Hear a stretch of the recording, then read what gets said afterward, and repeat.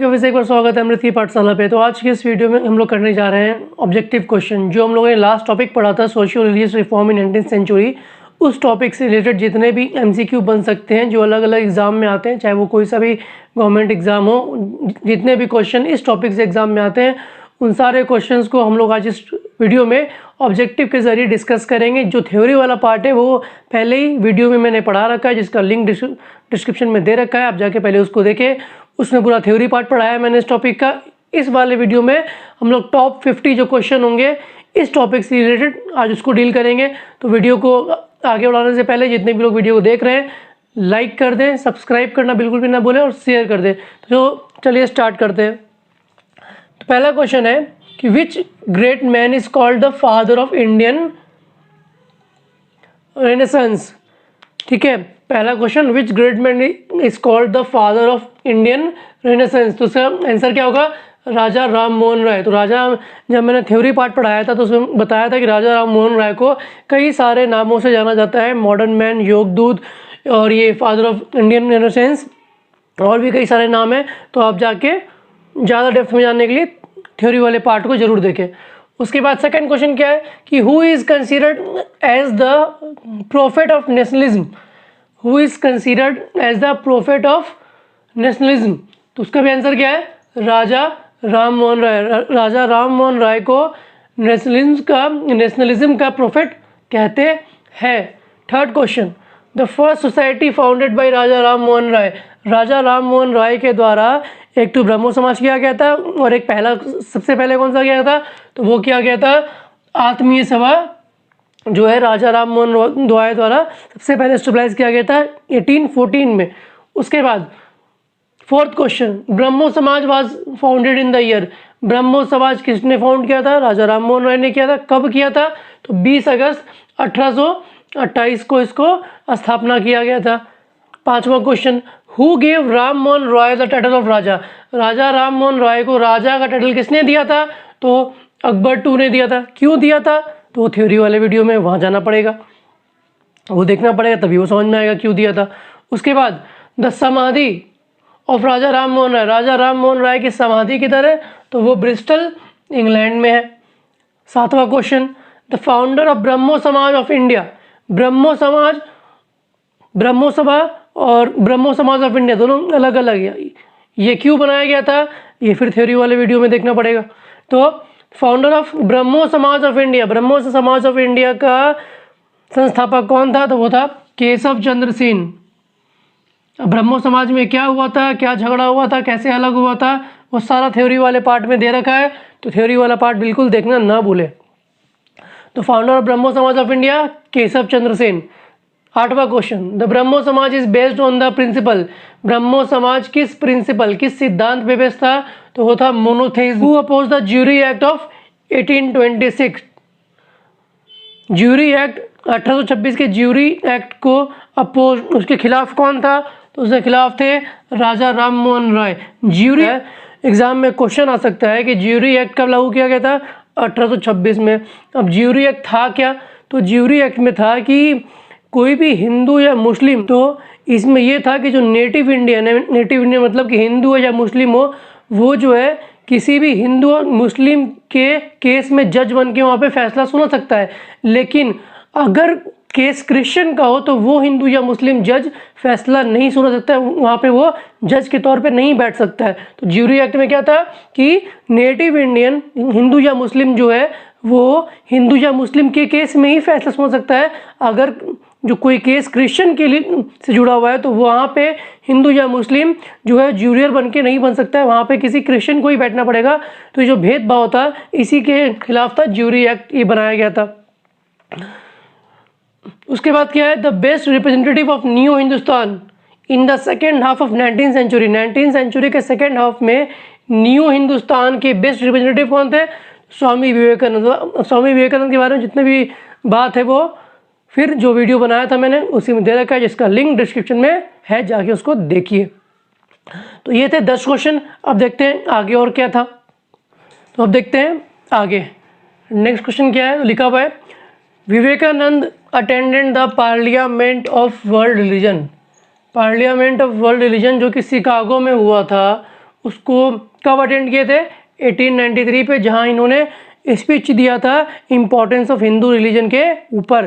ठीक है, उसके बाद 12th क्वेश्चन, हु रोट जना योगा, कर्म योगा, राज योगा? जना योगा, कर्म योगा और राज योगा किताब किसने लिखा था? तो वो लिखे थे स्वामी विवेकानंद।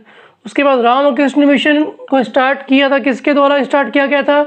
तो स्वामी विवेकानंद द्वारा। Who was Shraddhamani? ये क्वेश्चन 47 बीपीएससी क्वेश्चन में एग्जाम में पूछा हुआ है।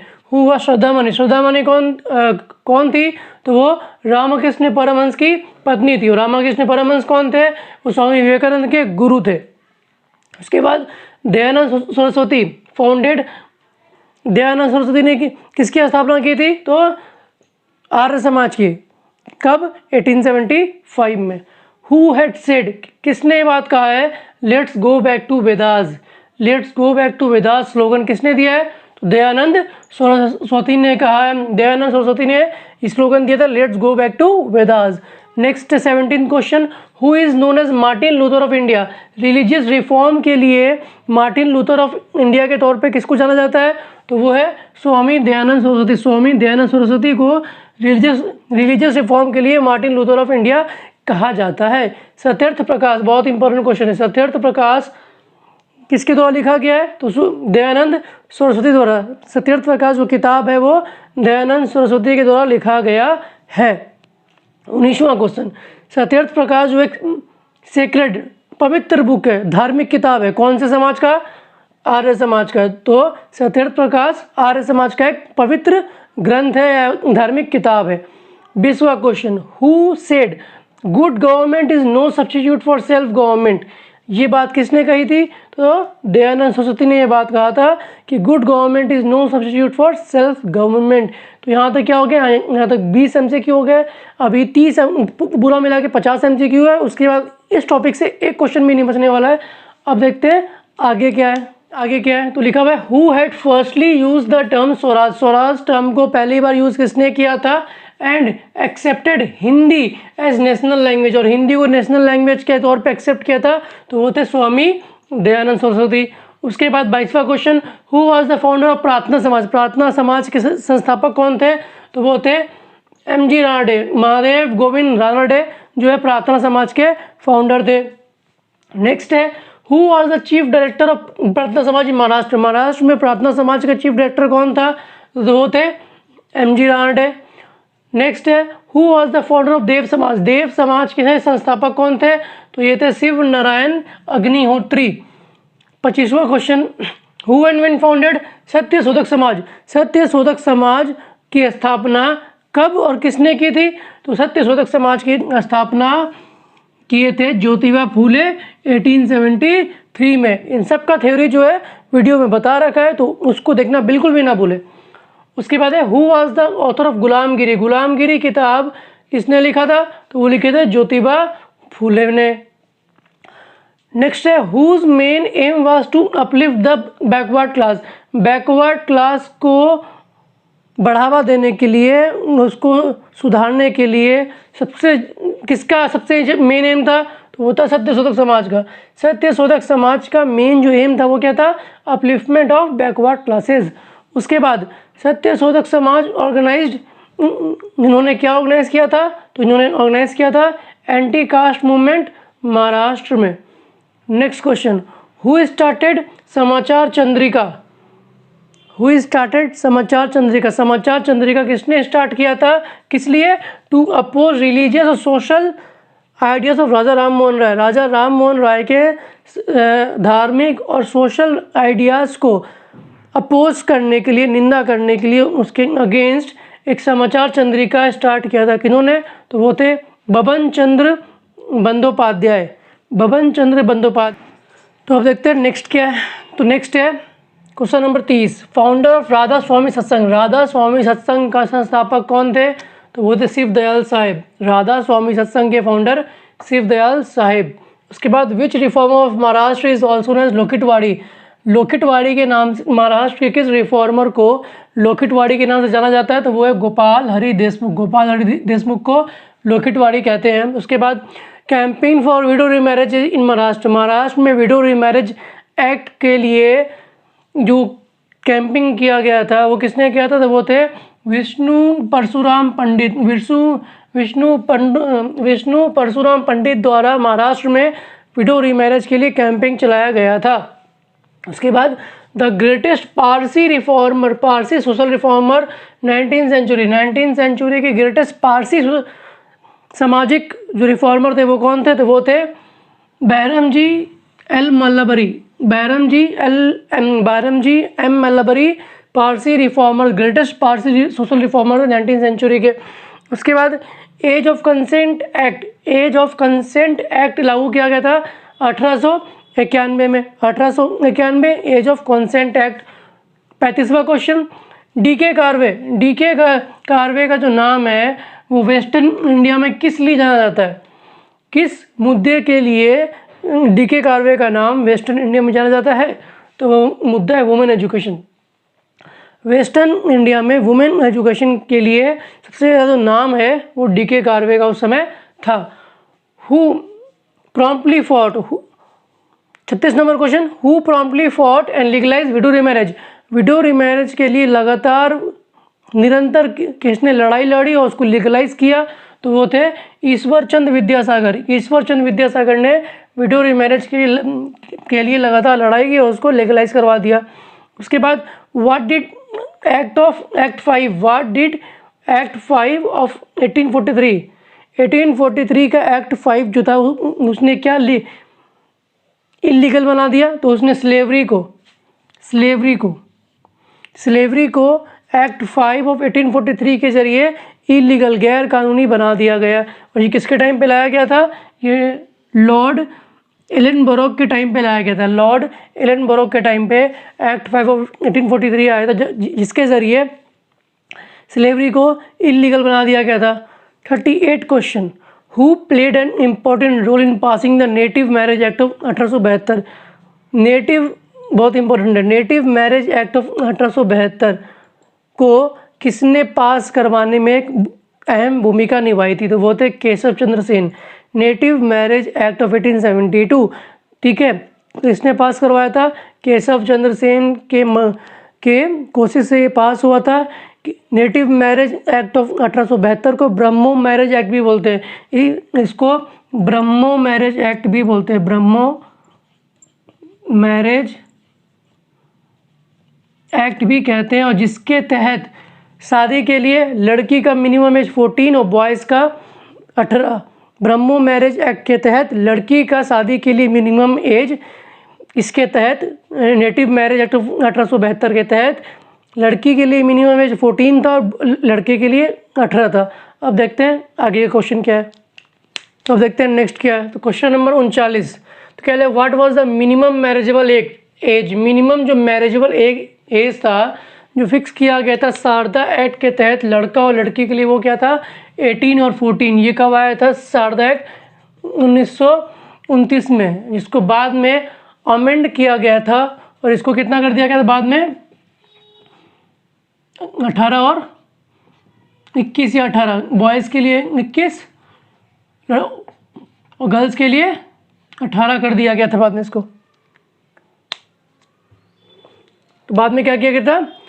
पहले था 19, तो ये शारदा एक्ट 1929 में आया था, जिसमें जो मिनिमम एज था शादी का वो बॉयज़ के लिए था 18, गर्ल्स के लिए था 14। बाद में इसको अमेंड करने के बाद बॉयज़ के लिए 21 और गर्ल्स के लिए 18 कर दिया गया था। तो Sharda act 40 number, Sharda act related to, Sharda act जुड़ा हुआ है किससे? तो बाल विवाह को रोकने के लिए बना हुआ है शारदा एक्ट। उसके बाद क्या है 41, who found the theosophical society? Theosophical society का स्थापना किसने किया था? तो वो था Petrovna Blavatsky and Henry Olcott. Petrovna Blavatsky and Henry Olcott ने थियोसॉफिकल सोसाइटी का स्थापना न्यूयॉर्क में किया था 1875 में।